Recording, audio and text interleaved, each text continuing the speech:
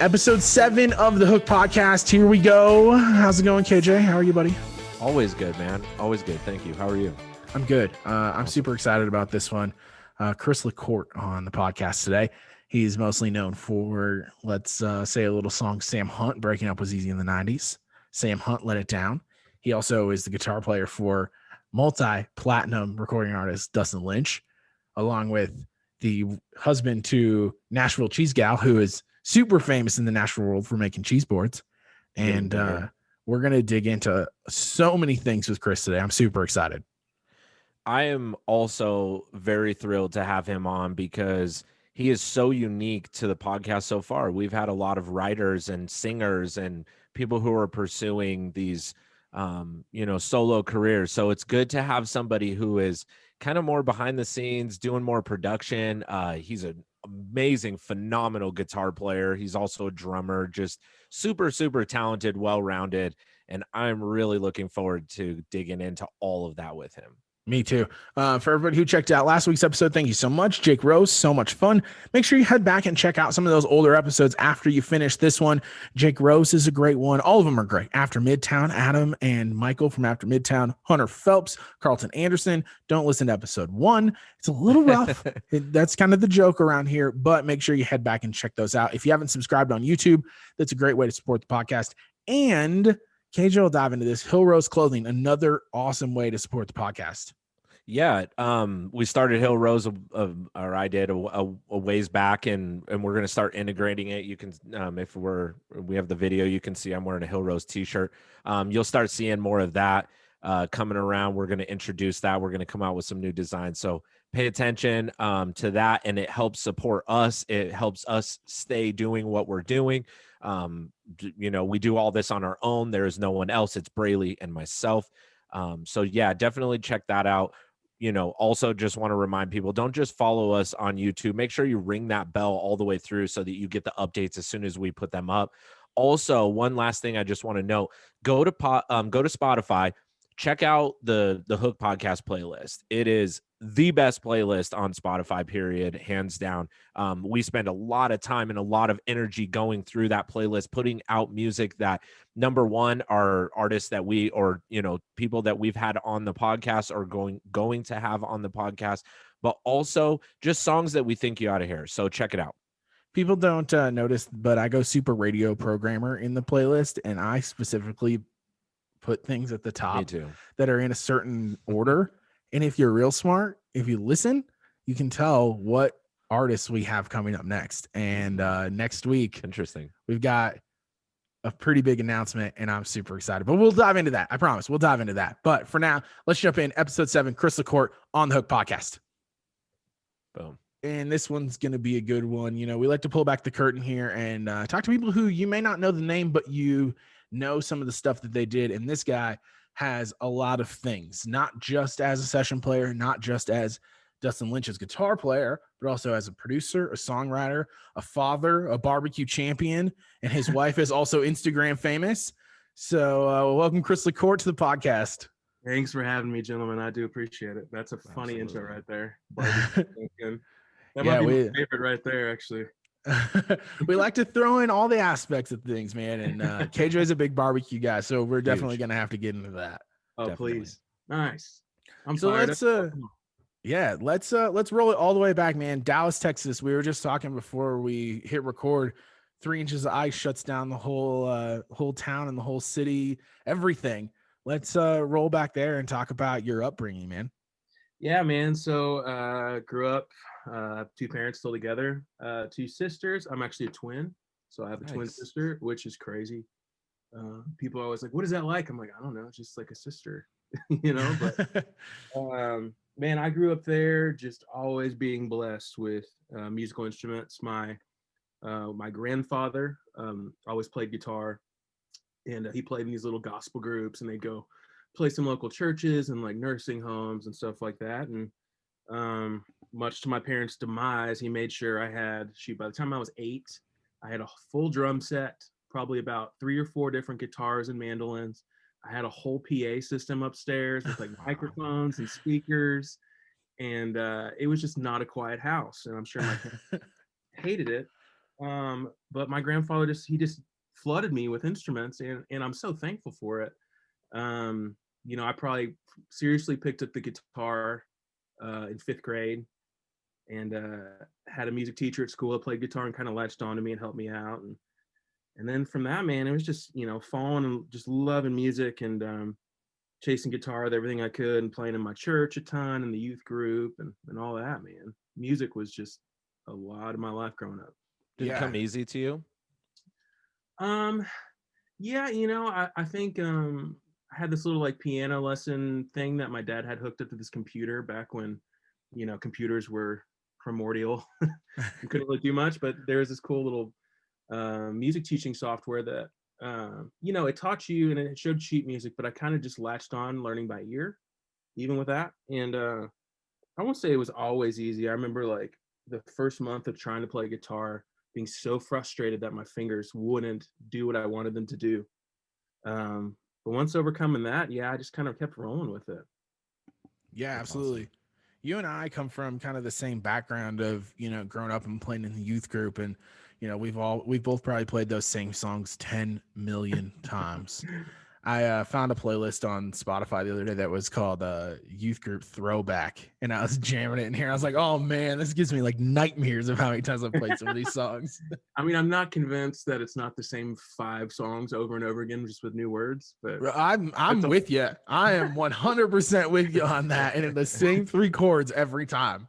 Yeah. We were all convinced that we could play guitar when you were like I was the drummer in the youth band, but I knew those 3 chords, so I was convinced that I could play guitar. I love it, man. I mean, just capo your guitar and play the same 3 chords. Just move it up and down the neck, and you can play anything you need. And if you got a female singer, you move it all the way up. It felt like. Yeah. Oh man. And your guitar strap too. You'd be wearing it like right underneath the neck, right? Yeah. And then you'd be like, oh wait, Reliant K is cool, so I got to like put it all the way down, and I really want to play a 335. Yeah. Let's dive into that. Actually, that's something I wrote down. Is like I want to go into guitar nerddom for like 2 seconds, and KJ will sit here and be like, "You guys are nuts." But I read somewhere that you have a 69 335. I do. That's right. Is it in like cherry red? No. So it's actually a cool story. It's walnut. Okay. Which I kind of like. It's funny. So long story short, so my grandfather that I was telling you about earlier that showered me with instruments. Well, and I wish I had the picture to show y'all, but for the longest time, my grandparents didn't have a lot of money. My grandfather was retired Air Force, and he always dreamed of having a 335, and could never afford one. B.B. King was one of his heroes, who plays it's a 335 shaped guitar. I think it's technically a 355 or something like that. But he always wanted one, and well, one day my dad, who didn't know much about guitar, grabbed a buddy from work. They went to like a vintage guitar store where they just at the time had these things stacked up in cases on the ground because they weren't as sought after, and went and picked this guitar out, this walnut 335. And one Christmas, I wasn't born yet, they opened gifts, and when they're done, my dad's like, oh, I got one more in the closet, pulls out this guitar, and my grandfather opens it, and I have a picture of him looking at it just with his jaw on the ground. It was just his dream guitar he'd wanted his entire life, and here it was. My dad just surprised him with it. That's man. They said he was speechless for like 3 days, and I didn't know it at the time, but maybe a few years before he passed away, he gave it to me. Wow. And and my I'd already been playing guitar for a little while, and that was a really big deal, and I didn't quite understand why my parents were like, all right, it's yours, but it's sitting underneath our bed, you're not touching that for a while. So now that I have that guitar, it's got some monetary value, but more than that, the sentimental value of it is just it's just absurd, and it sounds incredible. It really does. That's my like a cherry red 69 335 is like my dream guitar. Yeah. Like if there was one thing that somebody would be like, you could have any guitar, that is the one. I will spit that out of my mouth in 2 seconds. That is like the dream for me. So what's in your current rotation? Like now the pandemic is still going, but before the pandemic, what was in your current live DL rotation? Oh, see, so for guitars, I'd kind of narrowed it down a little bit. I'd had a ton out there. So I had a what was my dream guitar at the time, back in mid 2000s, I got a 59 Gibson reissue Les Paul, Okay. which they get pretty pricey. Yep. But that was just kind of my dream Les Paul, as close as I can get without owning a vintage one. So that was on the road for a long time. I had kind of a custom shop red glitter sparkle Telecaster. That's the first guitar when I saw you play, that's what you came out with. And I was like, I love that. Yeah, we ended up calling it Bass Boat Red. I'm like, that's a pretty good color name for it. I like that. But yeah, it's a killer guitar. It's got binding. It's probably like a 62 style.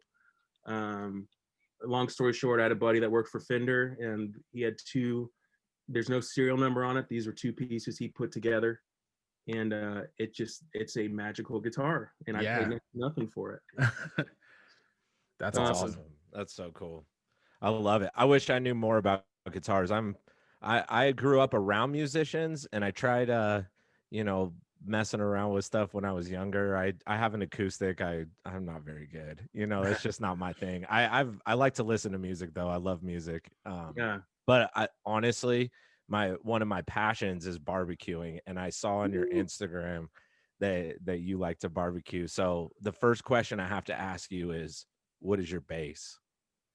My base. Yeah. What do you put on your meat before you before you do everything else? What do you start with? Okay, so I'm a bit of a Texas barbecue purist. I would assume. So I study everything barbecue Bible of Aaron Franklin, who's you may be familiar with, but he's a super famous just barbecue man from Austin, Texas. But so base with him on most stuff is just salt and pepper. It's like nice.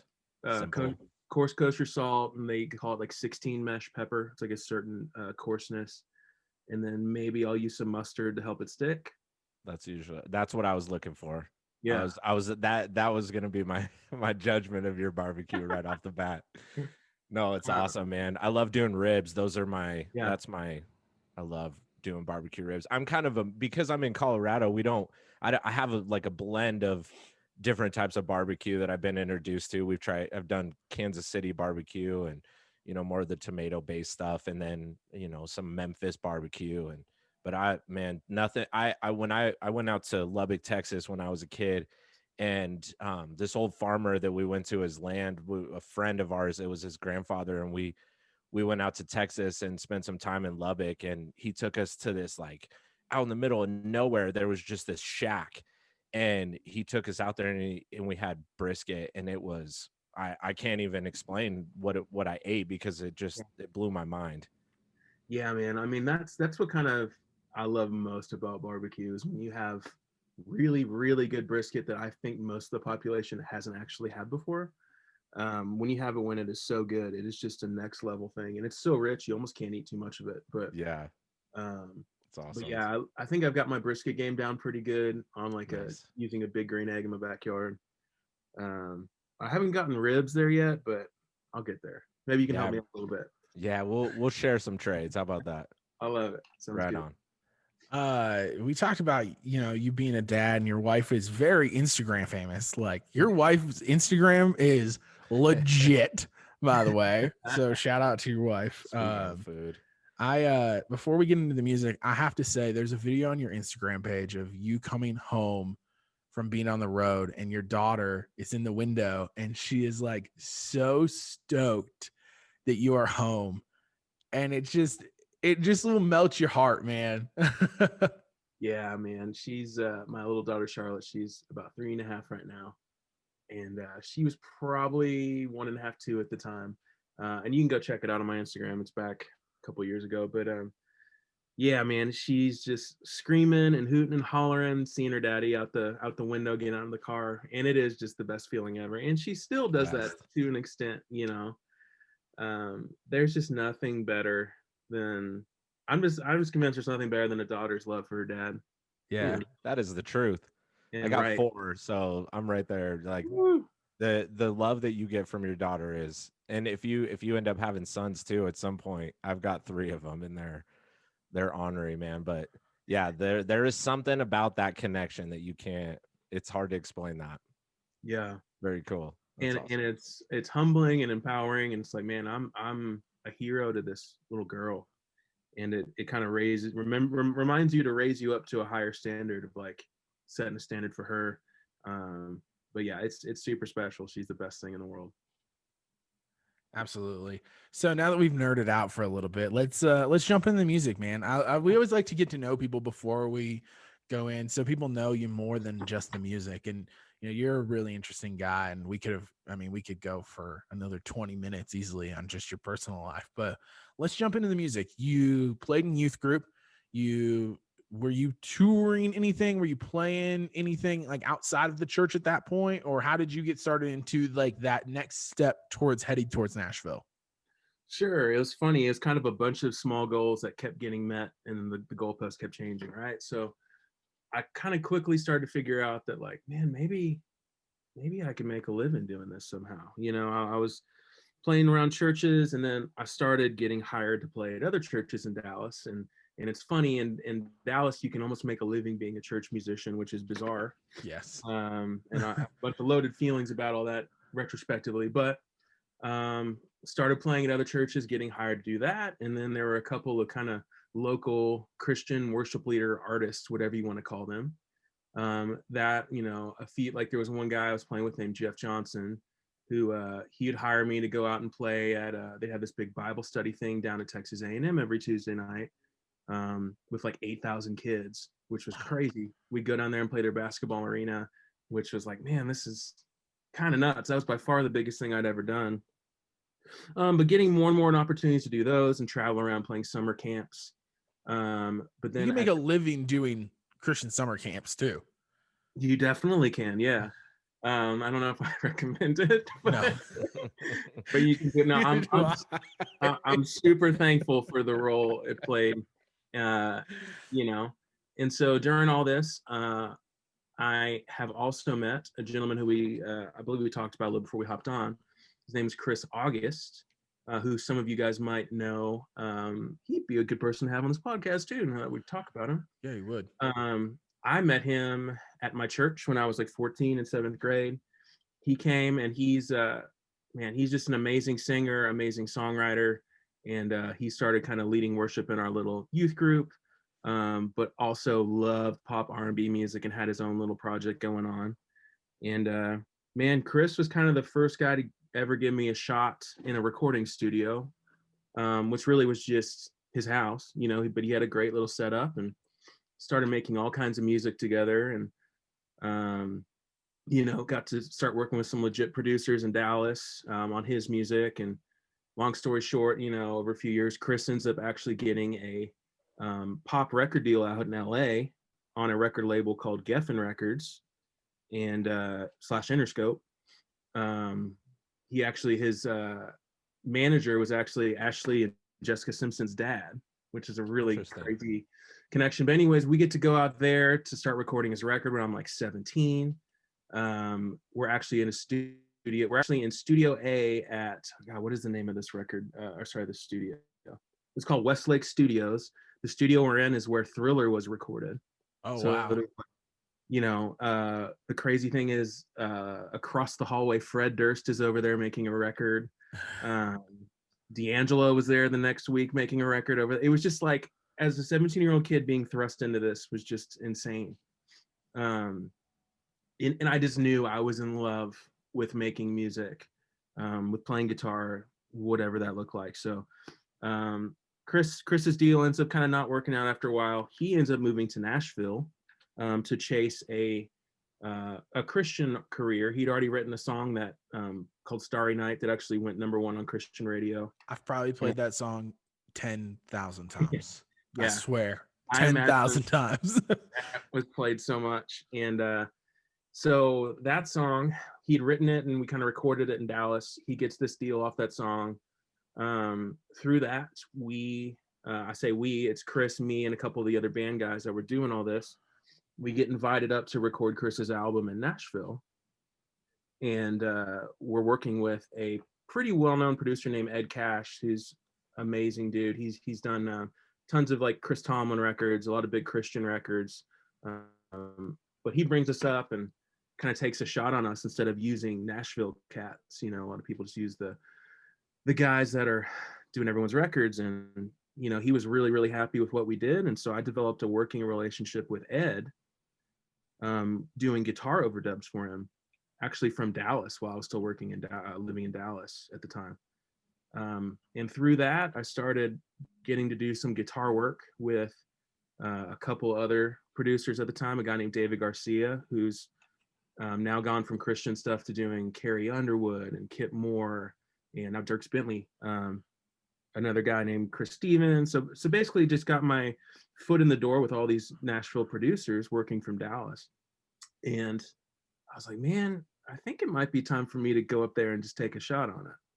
Because living in Dallas, you're playing church gigs or cover band gigs, but that's pretty much it. There's not a lot of, I feel like there weren't a lot of artists at the time that were really just creating music that were getting, was getting national traction, and nothing I could maybe make a career out of. So finally, I moved to Nashville in 2011, about a week after I graduated college, and then started that journey. Yeah. And what did you go to college for? What was the degree path other than guitar? Yeah, so I actually got a degree from University of Texas, Dallas in computer science, which is, I'll call it a nerd degree, basically in writing software. I had a dad who was an electrical engineer, and my parents always supported my musical dream, but they were like, which was smart. You need to have a backup. You need to have something just in case music doesn't work out. And I'm super thankful that I did that. It's one of the hardest things I've ever done. But I graduated and I moved to Nashville a week later, and now it just collects dust on my wall. But at least you had a legitimate backup plan, like a career path that would have made you money. Sure. As somebody who, well, KJ and I both, as people who went to go to school for radio, we both did not have a very legitimate backup plan. That was my backup plan. Yeah, that I was gonna go be a youth pastor. Actually, that's what I was gonna do, and I ended up going to school for radio, of all things. So yeah, there you go. Yeah, what a crazy. Still preaching to the people, man. Yeah, for sure. But I'm just playing your songs on the radio. Hey, I'll take it. Absolutely. So you get to Nashville, you already have this working relationship with these producers in town who then probably at that point were still, doing good size records. And then you're starting to get your name out there and you're getting more and more gigs. And then you start playing on a lot of records. Like, I don't know how true the internet is. And I've learned this throughout us doing this podcast. Sometimes the internet is not completely true, but your list is longer than any other person that we have had on this podcast. Oh man. Well, thanks. Yeah. Sorry, go ahead. Oh, you're good. I mean, just to name literally just a few people that I went through, and I was reading these to KJ, and KJ's like, I know all of those people. Mercy Me, Matthew West, Chris August, Chris Tomlin, High Valley, which I love those guys, by the way. My friend Andrew's their drummer. So Russell Dickerson. And I mean, I could go for half the day with all the stuff you've played on. How is that was that the thing you wanted to do once you got to Nashville? Was it like, okay, I'm just going to be the session guy? Yeah, that was definitely the goal. I knew that being a touring musician, as amazing as it can be at times, and super cool things you get to do, and we'll talk about that. There's not many people that get to retire off that. There's not many people that can, raise a family off that. Luckily, like, now playing with Dustin, he takes super good care of us, and that's totally different. But especially in the Christian world at the time, yes, it's hard enough to find the work as it is, and the money's not always great.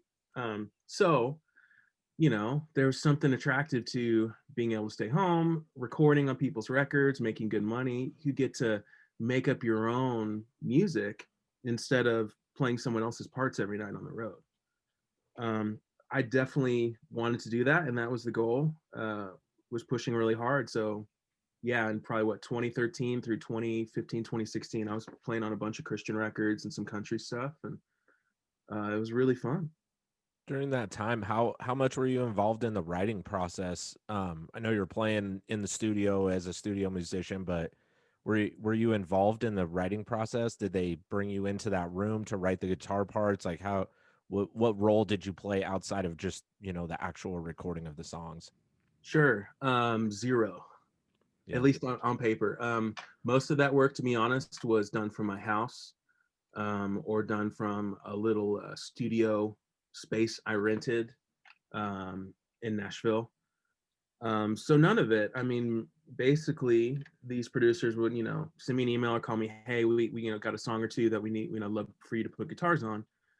And the funny thing is that kind of is a cool way of coming full circle is so they would send me this song, right? But this song was basically, it'd maybe be like a drum loop or like kind of some scratch drums, and it would be like a scratch vocal. It was pretty rough. And like maybe an acoustic guitar on there, right? Like sometimes it didn't even have bass. And they're like, okay, cool, do your thing. And I'm like, there's almost nothing there to play to. There's a skeleton, I barely have enough to know what the chords are. Sometimes I'd have to email them asking what the chords were because you couldn't tell. But what's funny is, so they would send me this, and this might be why I got a lot of work, but I would put enough guitars and parts and ideas on it to where the song almost sounded done, and to the best of my ability when I sent it back to them. Which in retrospect, I was like, man, I'm more or less producing the song. I'm filling it out. I'm coming up with all the hooks, all the melodic hooks, and a lot of the parts, and creating the dynamics of the song. Which after a while I was kind of like, man, I'm not making enough money for the 8 to 10 hours I'm putting into some of these songs to do somebody else's job too. Right. And it wasn't always like that, but there was just a few times that it was that, and I was just doing too much. And I'm like, man, I need to maybe think about getting into some music production work here. No, that's great. Yeah. And that's, do you think that helped you to develop your writing skills as as you move forward? And, obviously we'll get into that a little bit later, but do you think that this time of doing that and that extra work you did, do you think it helped you become a better writer in the end? I think it absolutely did, directly and indirectly. I think the biggest thing is I learned how to make stuff where it was inspiring for people musically, which I think is kind of become my one of my biggest roles in songwriting, especially when collaborating with other people, is how quickly can I make some little musical idea that's going to make everyone feel inspired so we can write a hit to it. Do you have a favorite that you played guitar on, or that during that time that you can think back that just sticks out to you? Oh shoot. I know that's kind of putting you on the spot, that you got to run through your catalog of. Yeah. I think the coolest ones were probably the Russell Dickerson stuff. Nice. So for those who don't know, Russell Dickerson, he's a up and coming but successful country artist. He's had 3 or 4. I say up and coming. He's had like 3 or 4. Right. Yeah. He's at 4 number ones now. Yeah. So he's incredible. We actually got to tour with him and Thomas Rhett last year. 2 years ago now at this point. But yeah, I got called by his producer. It was a gentleman named Casey Brown, who I actually toured with Casey on a big Christian arena tour called Winter Jam. Yeah. I think that's where you and I actually had met one other time too. I'm sure. Was on a Winter Jam. Yeah. Casey was actually drumming in this house band that I was a part of. So it was cool to see him go on to be producing Russell, who, when he sent this to me, I don't know if Russell even had I don't even think he was signed yet. But he sent me a couple songs to play on. They were just the demos. One was called Yours, and the other one was called Blue Tacoma. This is probably back in 2014, 2015. And it's so funny because those went on to become Russell's first 2 number ones. But so I played on these demos, and they ended up using my parts for the master recordings, or at least a lot of them. I think they brought in some other guitar players too. But it was cool just to hear the little things I did in my bedroom get upgraded, and then hear them on the radio, at least on country radio, because I'd heard stuff on Christian radio before, but hearing stuff on country radio was just it was just next level cool and encouraging that, man, I think I can do this. Has there ever been a time where you're in the car and you're listening to a song and you're like, gosh, that guitar part sounds really good, and then you're like, wait a second, I played that guitar part? Yeah. Well, not even so much like it sounds good. It just like it piques my ear because it's something obviously it's something I like if I played it right. Yeah. With a tone that I like, Yep. there's been a few times when Christian radio and I'll be like, what is this song? I know this song, this sounds familiar. And then I'll hear a part. Probably the craziest one, and we'll get there, was Blue Tacoma actually. But we were playing a show in downtown Charlotte, North Carolina with Dustin Lynch. And my buddies and I, we just left the bus, went and got like some breakfast and kind of walking through this little NASCAR street festival thing that we're playing at. And I hear the song over like the loudspeakers. I'm like, man, this sounds familiar. And then, but I can't like hear the lyrics or recognize it enough. And it's probably 3 years later. And then all of a sudden I hear the guitar solo. I'm like, that sounds like me. It's so weird. I swear that sounds like me. And then I heard the chorus come back and I'm like, oh my gosh, that is me. Like, oh, and I'm like, cool, the song got released. Like I had no idea. That's so crazy too, that you're like, wait a second, this song is out. Like, Yeah, I remember this kind of. Let's go into some of that. yeah. Is there a lot? I mean, how much guitars do you play on stuff that you never know if it's ever going to be out? I mean, Before, I feel now you sure. probably not as much, but Sure. I mean, I honestly never had any idea what was gonna. I mean, sometimes I knew like if I was doing, like I would be doing overdubs on like this big worship project called Passion. yep. And like they had already, you know, I know they do a live recording every year, and they just brought me in after they'd done it to just do a little bit of stuff here and there. So I knew that was gonna happen. But sometimes on these artists I'd never heard of, you don't know what's gonna happen. You don't know if any of those songs are going to be a single, if that artist is ever going to even get a single chance at radio, if they're even going to get signed. So, you know, you kind of never know. Yeah. What was your first number one as a player? Ooh, Do you remember? I think, well, for any genre it would be Starry Night. Okay.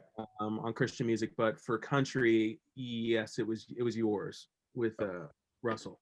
And how long had you been in town at that point by the time that was a number one? I'm trying to think. That song probably went number one in what, like 2016, maybe? Yes. 2017? I got here in 2016 and it had already been in number one earlier that year. So yeah, 2016. So probably about 5 years. Wow. Yeah. Dang, And that's a lot of work. That's a lot of session work that you've put in by that point.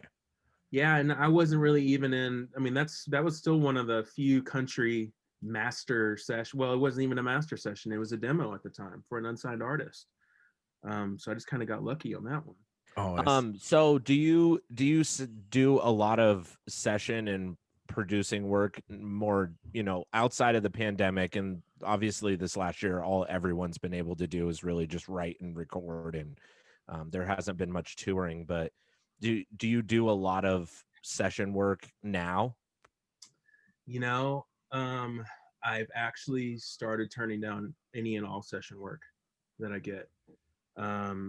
It's kind of funny. I remember there was a producer here in town named Paul Moak who is fantastic and gets a lot of work, but he was a big guitar player touring as well.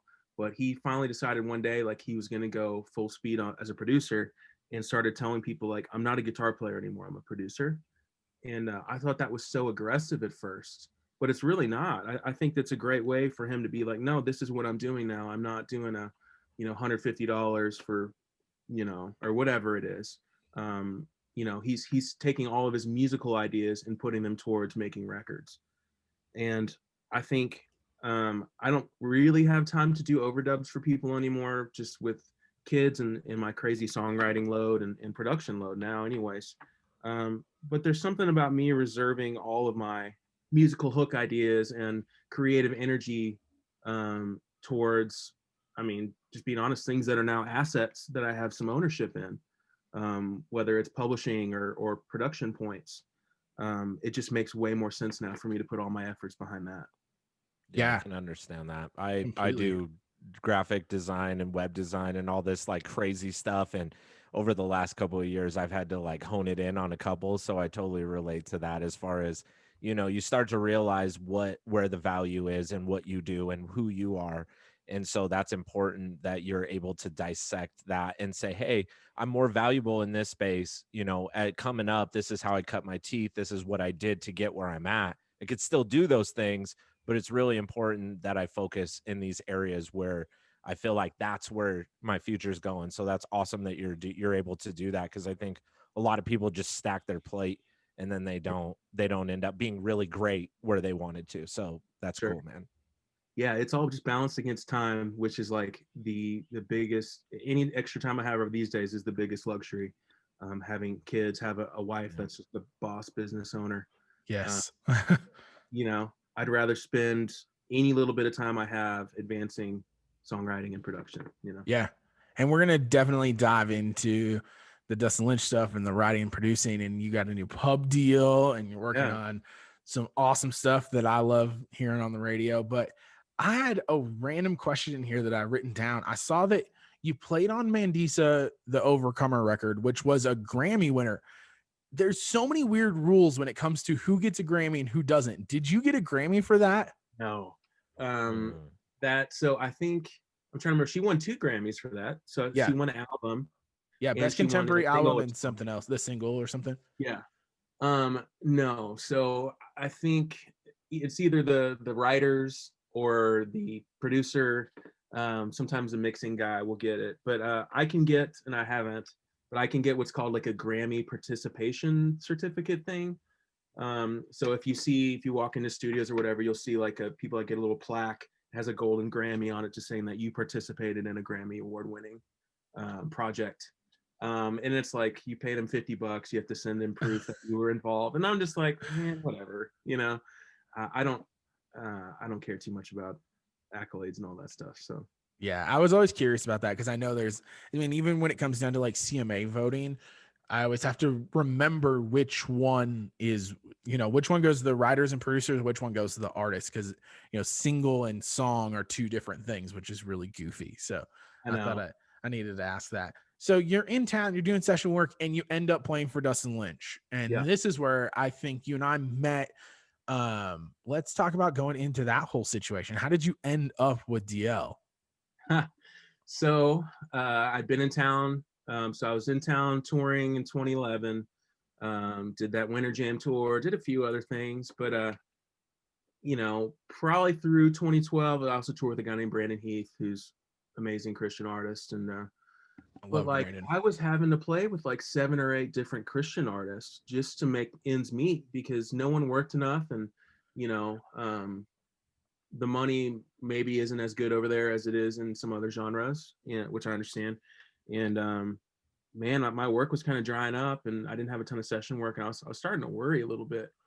And probably about November-ish of 2012, and I went and flew out, played like this little West Coast run, and it was kind of my last thing I had in the books for a few months. I'm like, man, I'm probably have to go pick up a side gig or something, slinging coffee or something. The Nashville way. Yeah. I was like, I'm gonna have to do something here. And it's funny, I landed in Nashville on a flight back from California, and as soon as I landed, I had a couple voicemails. One was to audition for this Christian artist named Colton Dickerson. I think he was on American Idol. He's just coming off American Idol at that point, I was going to say. Something like that. Yeah. I'd played on his records, so he was like, man, please, we'd love you to come audition. But the other one I had was from one of my good buddies now named Mitchell Curtis, who played guitar for Dustin Lynch at the time, said, hey, we're replacing a guy. We need a second guitar player. It's country music. We're going out opening for Keith Urban next year, which when I heard that, my jaw hit the ground. He's just an absolute hero of mine. So, we need you to come in audition. We got, 6, 7 guys. I'm like, oh my gosh, yes, please. It was like an answer to prayers. And I'd kind of been wanting to hop over to the country world for a while, just because it's different kind of guitar playing, and you might get taken care of a little bit better. So I just studied the music. I mean, I probably played those songs 80 times a piece. There were like 3 or 4 or 5 songs. I just got to the point where I just did not have an ounce of nerves in me playing them or singing them. They needed someone that could sing background vocals too, which is crazy. I never felt so sure about something in my life. So I go into audition. It's at one of these big rehearsal halls in Nashville. And there's all these other guys going in. And a few of them I knew had played for other big country artists. And I'm like, man, this is such a long shot. But I get in there and play, and it's about 18 people in the room, and they're all just staring at you, including all the band. You're up there with the band playing with them. And I wish I could say the words that some of the people said, but it was really good things, but it was not clean language, but basically just commending me on the job I did. Great job. Um, Excellent. and I just knew it went really well. And after that, man, I got a call that night from the manager, and it was kind of off to the races. And they were like, we'll probably this is probably like the end of November, and they're like, all right, cool, we'll probably start with you next year. I'm like, all right. And then I get a call. Oh, and Dustin calls me that night. It's like, dude, you killed it. Would love to have you. All that stuff. It was just really cool. And he had a song just then topping out on country radio called Cowboys and Angels, which is just an unbelievable song. And so I get a call a couple days after that, and they're like, hey, actually, we want to start you this Friday in like 3 days. I'm like, oh God. We had it like, they have an hour-long set downtown opening up for like Big and Rich or something. And I was like, cool, I got to learn like 12 songs worth of lyric, guitar solos in like 3 days. And I did it, and we went on and it went great. And we actually got on the bus that night and went and played a few other shows that weekend. And I was quickly thrust into country road life, which is crazy. Completely different too. A completely different world. Yeah, on about every level. Yes. It was a bit of because I'm from Texas, but I grew up in like the suburbs, so there was a lot of culture shock that happened. I bet. When you went to that audition, and you don't have to name names, but is there any other guitar players that were there that now you're friends with who play for other people, and you're like, oh, you remember that one time? There's one guy. He actually came to fill in when the other guitar player Mitchell had a kid. But he's fine. I mean, he had his other gig, I don't really remember anyone else specifically that day though. That's awesome though. Was that the first time on a bus, or were you guys rolling in a bus before that? No, I'd been on a bus a little bit in the Christian world, pretty minimally, but a little bit, yeah. Yeah. But buses that did not have alcohol, and now there's plethora of alcohol, Absolutely. Did you grow up listening to country music? Like, what is your history of how you, because obviously I can see the path of how you ended up playing it, but what about from your listening habits? How much country music did you listen to growing up? So in my early years, I would say, so I was born in 88, I'm 32. So I would say like in the top half of the 90s, in the golden era of what a lot of people consider to be golden era of country music, my folks loved it. We listened to Garth Brooks and Brooks and Dunn and Little Texas and Martina and George Strait. So we definitely grew up on it. I think we started listening a little more towards pop music as my sister got older and we got older, and the contemporary Christian stuff as well. So kind of a melting pot. But yeah, I mean, I remember I actually won my parents tickets to go see Garth Brooks one morning, which was a crazy radio giveaway thing, which is kind of funny. But I gave my parents tickets to Garth Brooks too. That works out. Look at that. Yeah, that's awesome, man. I kind of, I was the same thing. I grew up in that same era of listening to all of those same artists.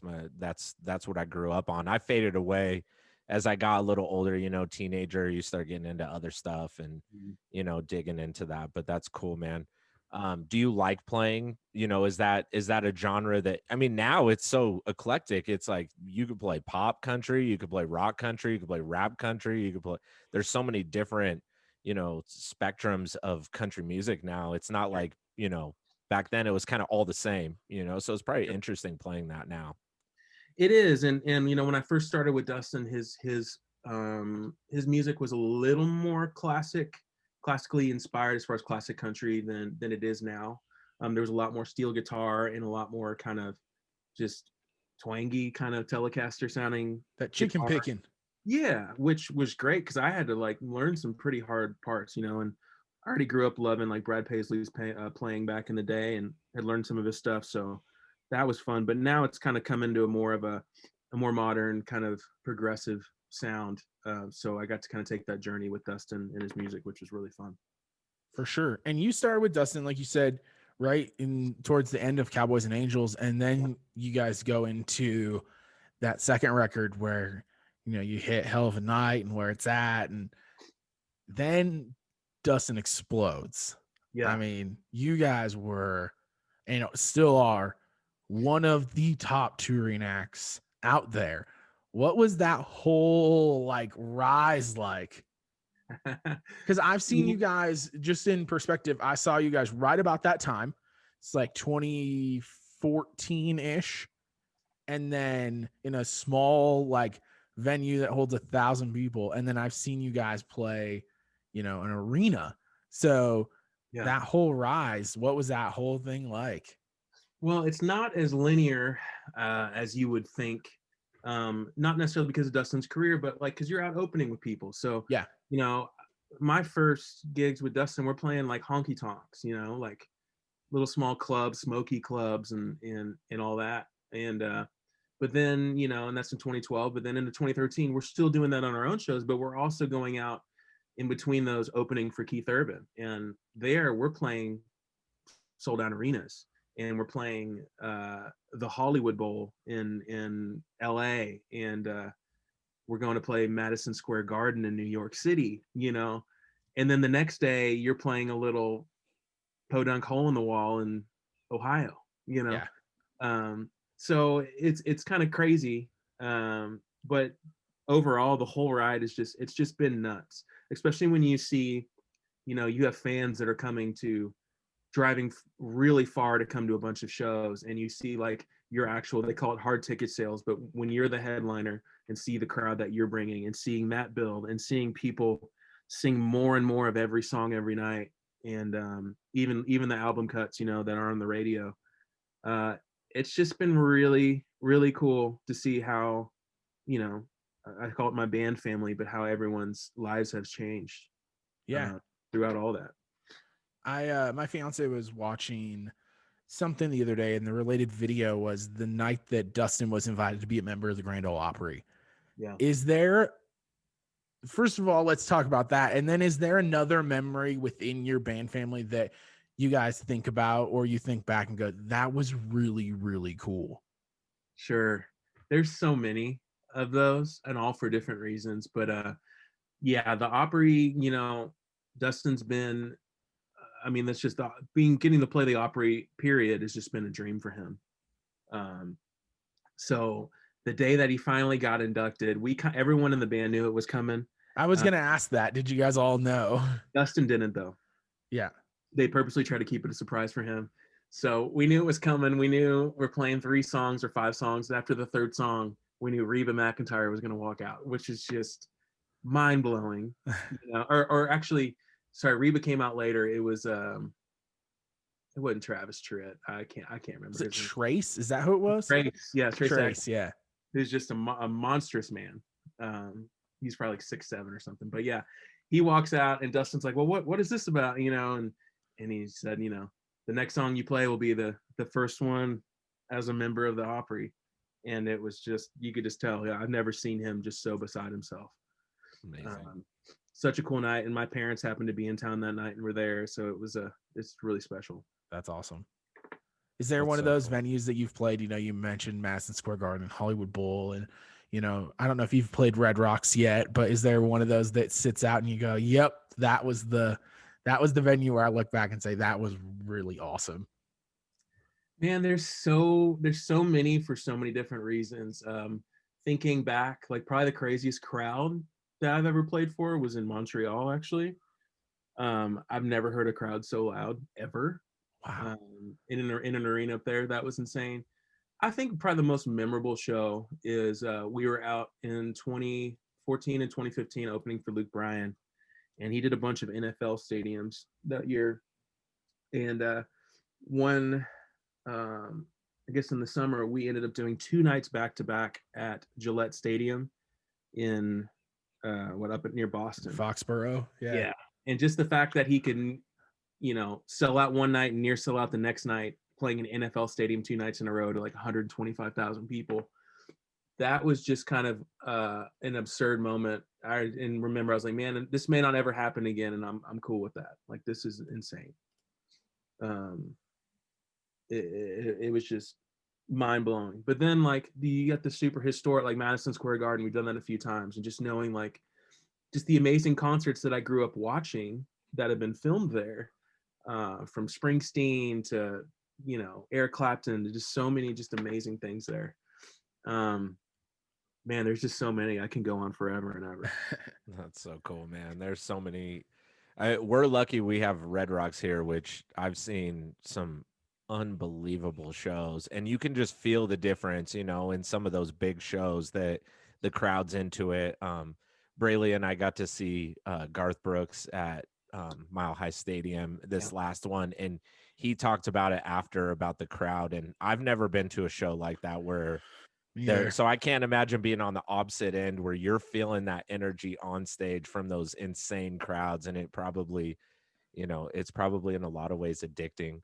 But moving just moving in a different direction, let's talk a little bit about your publishing deal, and signing to Concord Music Publishing. Tell us a little bit about that journey for you and how that came to light.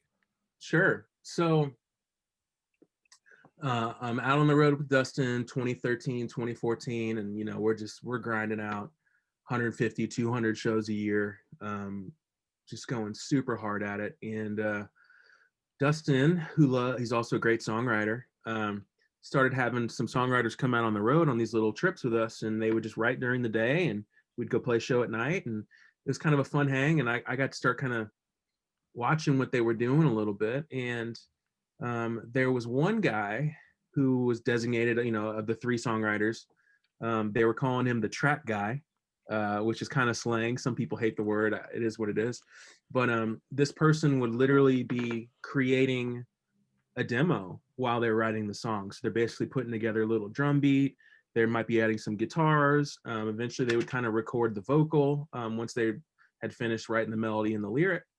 And then at the end of the run, they'd have a little song that whatever they'd written, they have a little demo that they could play for everybody.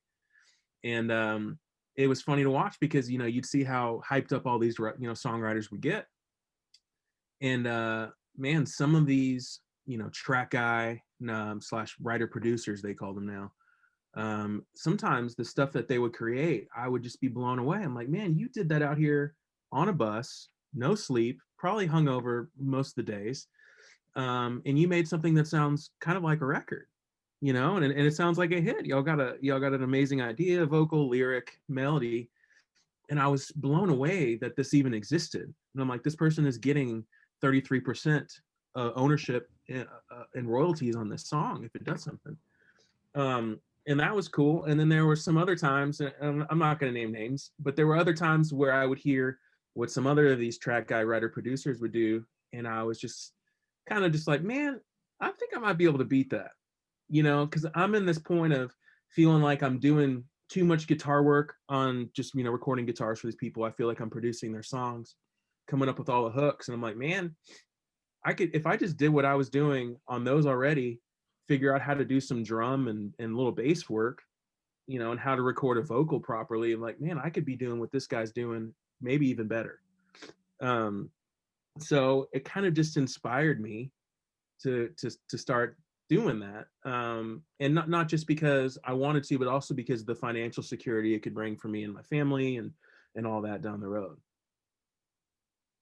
So when you start working on that kind of stuff, you're starting to learn those tracks, you're starting to, like you said, record a vocal properly. Then you start the writing process. What was, that process like to go, okay, I think I want to start songwriting? Because were you writing before that? I was not. So you're one of the few people who are in town not actually, writing full time like a lot of people are. Yeah, I mean, I feel there. I think a lot of players now, especially with COVID, and what that is, is taking everybody off the road from touring.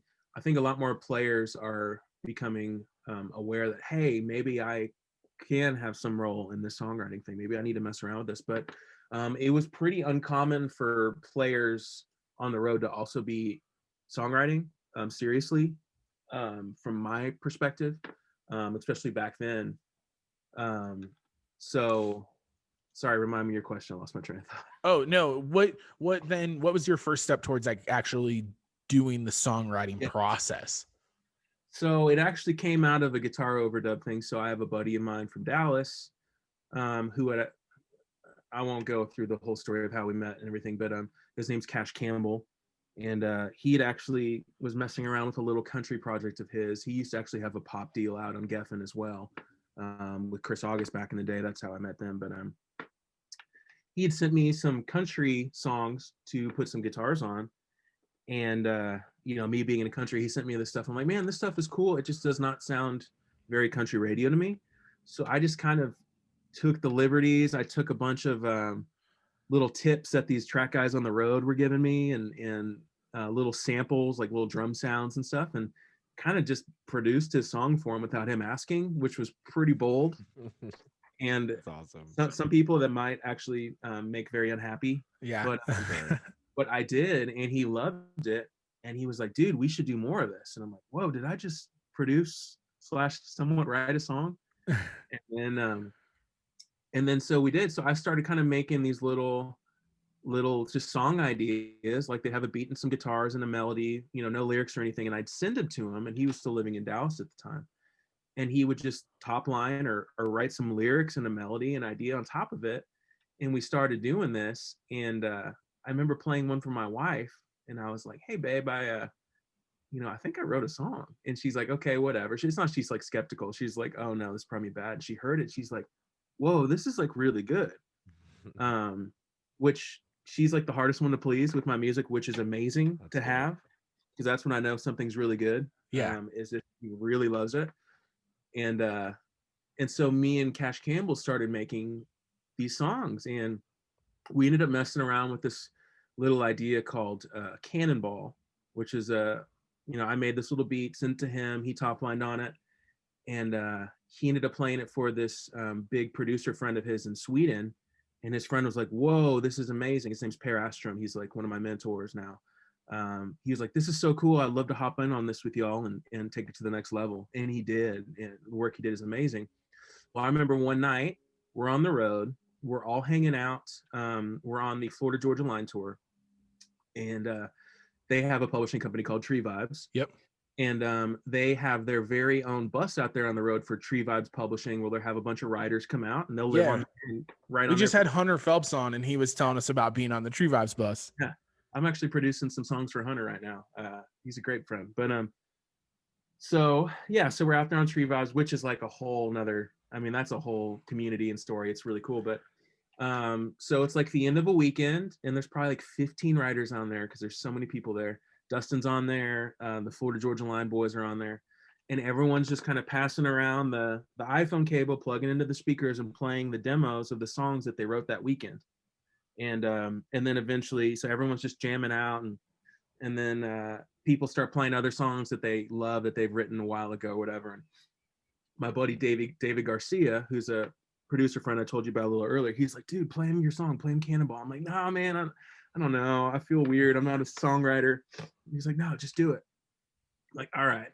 So it's towards the end of the night, I plug in, and everyone's just kind of calm, and party's dying down a little bit. And I start playing this song, and I'll never forget, like, Dustin looked at me. He's like, dude, did you do this? I'm like, yeah, man, me and my couple buddies, like, we did this. And I'll never forget BK, Brian Kelly from Florida Georgia Line, stood up on the couch of the bus and started jumping up and down, which was crazy because no one got any kind of reaction like that. And he came up to me after, he like didn't know me from Sam or anybody. He was like, dude, that's a hit, that's incredible, blah blah blah. And I was like, whoa. So I remember calling my buddy Cash after. It's like, dude, I think we have something here, or there's something special here that people love, and that was like kind of the big turning point for me. That's like, I need to pursue this needs to happen. Yeah, so you pursue that with Cash, and then now you may be on one of the biggest records of 2020. Like, man, I'm not gonna lie, this Sam record, I've been a big fan of Sam for a long time, and being a country radio guy before I even worked in country radio, when I heard like Take Your Time and Leave the Night On, I was like, what in the world is this, and why do I like it? Yeah. And we had Adam and Michael from After Midtown. I don't know if you know those guys. They're a new duo in town. But Michael was saying that he had heard Take Your Time, and that's when he realized that he could do country music and have that kind of hip hop influence. So you start working with Sam. Let's talk about how all of that came to fruition. Sure.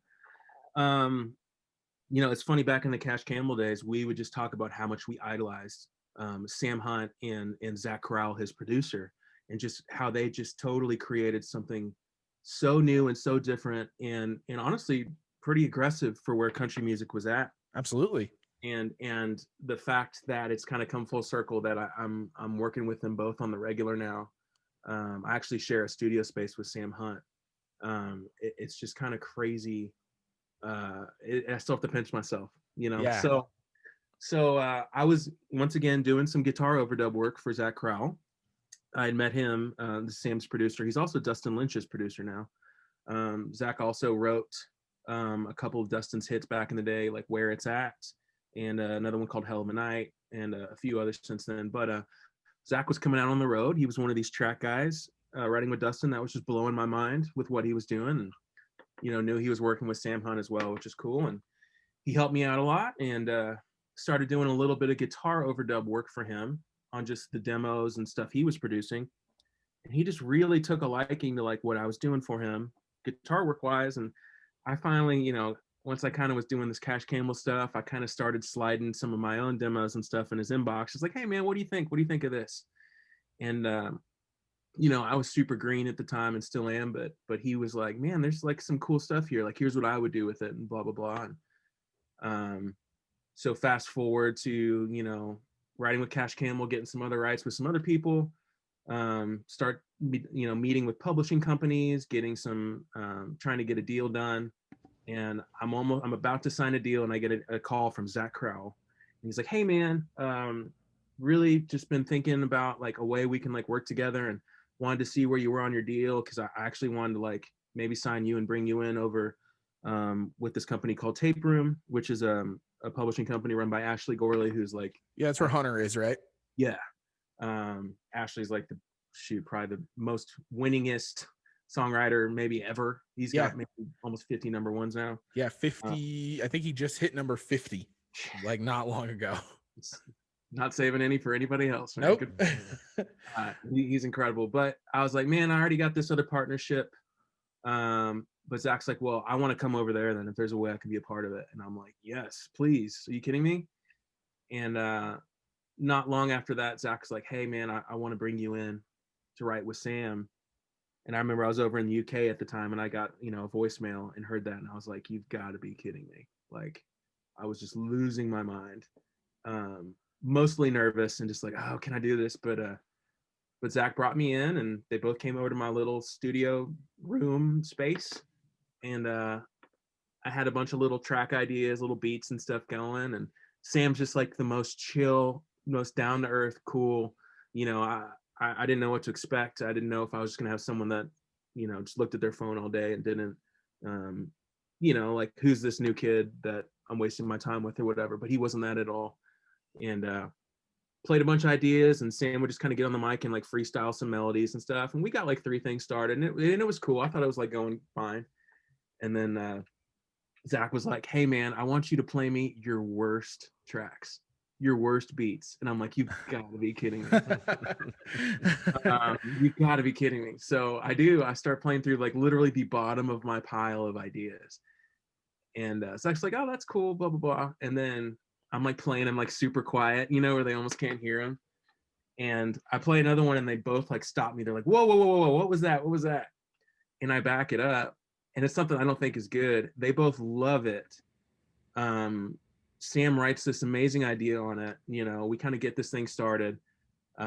They leave, and I work on it for like another 8 hours, like till 2 a.m, just going, or like, well, it was like maybe 11, just trying to make it sound as hitty as I possibly could. Send it to them both. And Zach was like, he's like, dude, you killed it. He's like, I sent it to Sam. I haven't heard Sam this excited about working on music in a really long time. And I was just like beside myself. I couldn't, like, I thought it sounded really cool and whatever, but it was just like, man, there might be I just can't believe I'm doing this. I cannot believe I'm working with Zach and Sam Hunt, and they like what I'm doing, and it was just a crazy moment. And what was that song? Well, it's not something that came out. Oh, okay. It's just something you guys worked on first. Yeah, we had this little idea, and but I think they just loved sonically what I was doing, and which is great. And that's the big thing. You know, in songwriting, you'll create so much stuff that never sees the light of day. But absolutely, it just kind of opened that door for that relationship with you three. Yep, absolutely. How involved are you in the lyric part of the songwriting as well? Because I can imagine you're a part of all of the, you know, composing of the music side, but the lyric side, how much do you get involved in that? Well, I say every right now is more and more. Like, that was never my strength coming into it, but now, just because I've been able to do it enough, you know, along with being along some amazing lyricists and just learning and you know, now part of my publishing deal is with Hillary Lindsay's new publishing company, and she just won ACM Songwriter of the Year. She's got like 30 plus number ones. She's written so many unbelievable songs, and she's one of the best, if not the best. And I'm so thankful just getting to work with her. It's just a masterclass in lyrics, in ideas, and communicating an idea to make your listener understand and feel something. So I'm trying to do more and more. I want to be as well-rounded of a songwriter as I possibly can. That's awesome. That's so cool. And it's cool to see your progression of, you know, musician who, you know, you just kept like building on your skills and building on your skills, and to the point where you finally are starting to have the confidence. But how cool that your confidence has brought you to this point where you're on, honestly, some of the biggest tracks that could be out in the next year. You know, Breaking Up was easy in the 90s. Tell me about your involvement in that song and how it came to life. And I mean, because it's just skyrocketing. It's unbelievable. I love this song. It's at 27. I just looked. You guys are at 27 this week. Come on, dude. Yep. It's flying. Yeah, man, it's really crazy. So, you know, we do that little right with Sam, and they're like, man, yeah, we want you to be involved. And Sam doesn't have a really big circle of people he collaborates with. I can see that. He kind of just has his trusted few. And so Zach calls me maybe a couple months later, and we've been talking a bunch and writing some with some other people. And he's like, hey, we're going to do what's called a songwriters camp here in October. This would have been October of 2019. And we got a couple songwriters coming. Sam's going. We're just going to go hole up in like a log cabin for a few days and just write a bunch of songs and see what we get. I was like, yes, please. This sounds like a great way for me to get hits or cuts. You know, I'm just trying to get cuts at this point. And so there's 5 of us. We go down to a town called Leapersfort in a little outside of Nashville, beautiful area. And we just kind of hole up in this log cabin for 5 days. And it's the first time I've been around a few of these guys. So it's me, Zach Crowell, Sam, an amazing talent of an artist and a writer named Ernest, who's just unbelievable. Yeah, he's really good. He's one of the hottest songwriters in town right now. He's got one of my favorite songs on the new Morgan Wallen record too. So yeah, he's a huge collaborator and buddy with Morgan and Hardy and all that. But he's an unbelievable dude. And then the last guy was Josh Osborne, who's just legendary. Yeah, legend for sure. Yeah, just top. I mean, you go look at his discography if you're not familiar. And one of the nicest dudes in the world. And I just couldn't believe to be in a room with these guys still. I still just didn't, I didn't have a publishing deal yet. I still didn't have a lot going on. And so we just holed up and we would kind of write all day and hang out, and just the song title ideas that were coming out were just so far beyond any room I'd really been in at that point. It's just such a next level. And then you hear all this wisdom and intelligence of these guys, oh, well, we can write it this way and this angle. And it's just so clever and so smart. And, we probably wrote 5 or 6 songs that week, but, I wish I could play it for you. I have a voice memo of when we were first messing around with this, Breaking Up Was Easy in the 90s idea. and you can hear the first time where Sam's singing this melody. Na na na na da da da da da. I've been breaking up was easy in the 90s, and you hear Zach after is like, oh, what's that right there? What's that?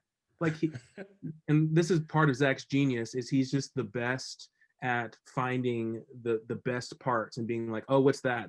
That's a idiot thing. Grab that, and piecing it together. He's got such a good ear for that. But who we knew leaving that song, and there was another one called Let It Down, were probably the strongest ones that we got that weekend. But I didn't have any high hopes for anything, just because I try not to, or else you're going to get your heart broken a million times in this town writing songs. But leaving that, I found out there, Zach's like, man, there's a good chance you're going to get 2 cuts on an album. I'm like, oh my gosh, these are going to be my first cuts, on a major label. And Sam of all people Yeah, too. Like, huge. Which is just mind blowing. And Zach was telling me, like, man, there's a small chance you might have the 4th single. And they were saying it was going to be this song called Let It Down. And they had this whole, first single, second single, they knew it was going to be. And I'm like, all right, maybe it'll happen, maybe it won't. But they put the album out, and people are just gravitating towards Breaking Up Was Easy in the 90s. They're just like, man, that song's so cool. And I remember when the album came out, my wife is, who we haven't talked about, she's Instagram/Nashville famous.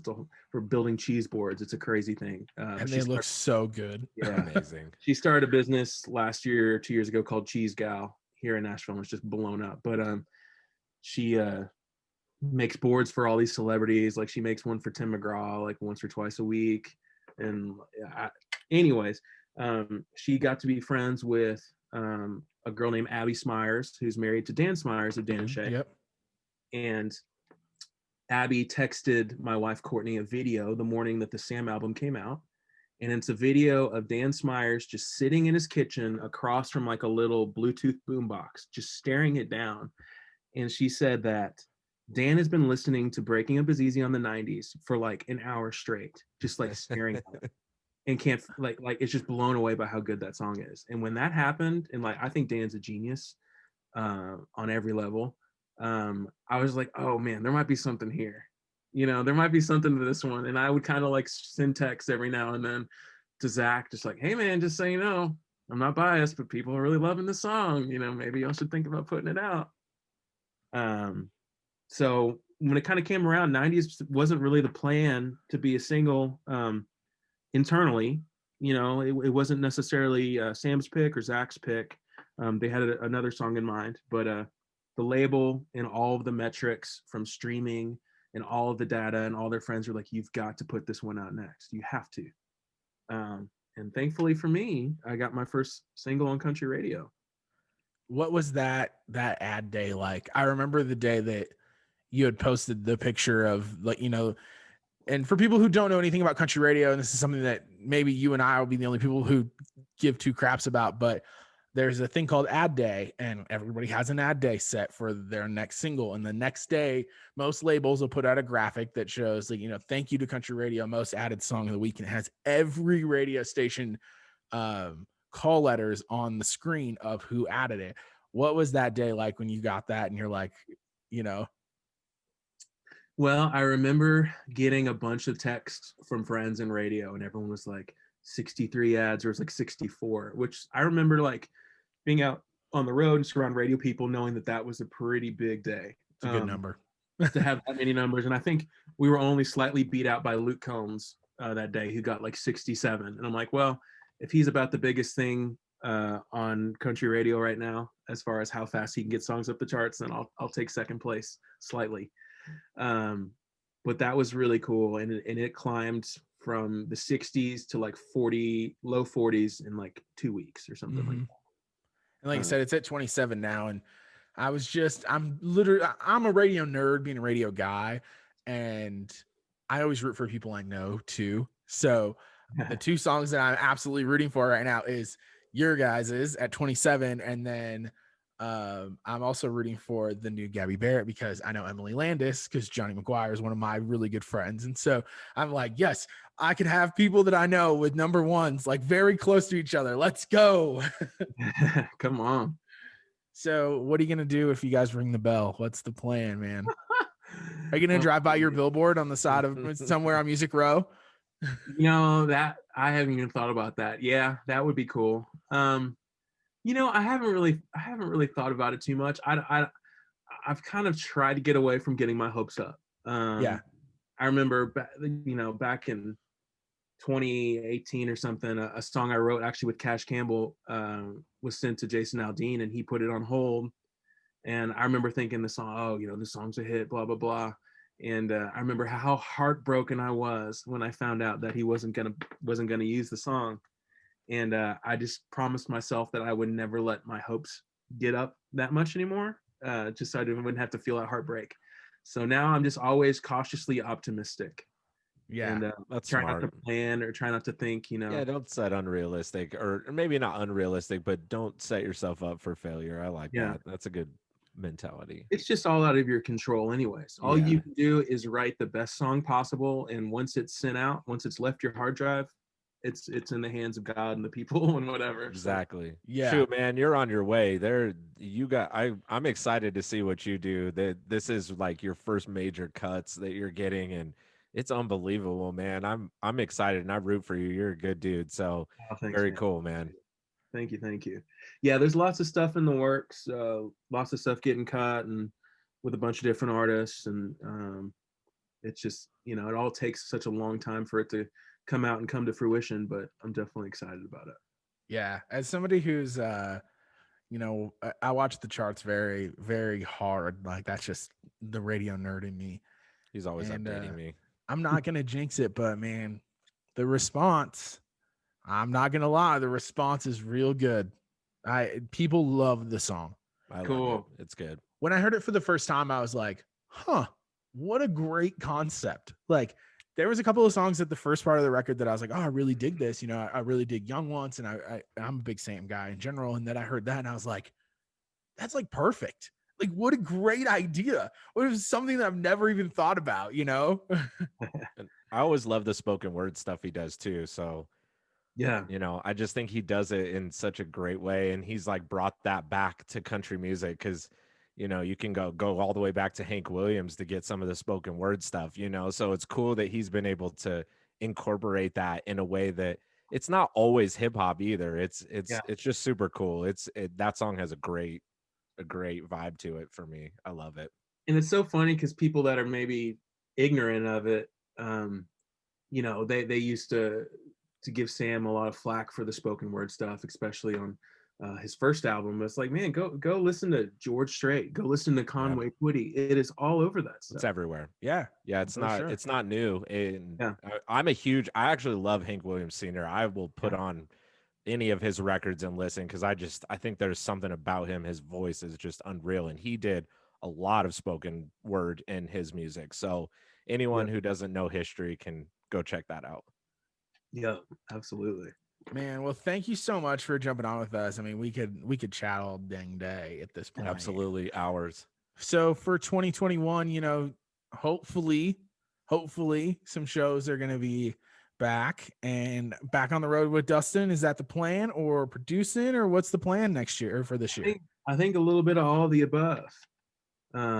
Keep writing and who knows what exactly is going to happen this year. We can all speculate on when shows are going to come back or how much or all that. But right now, just playing my hand, writing as many songs as I can, and maybe we'll be back out y'all's way in Colorado on the road one of these days. Yeah, man. When you're back out here, let's get together and let's do another one of these and catch up. And when you get more stuff out, we'll have you back on, man. We really appreciate it.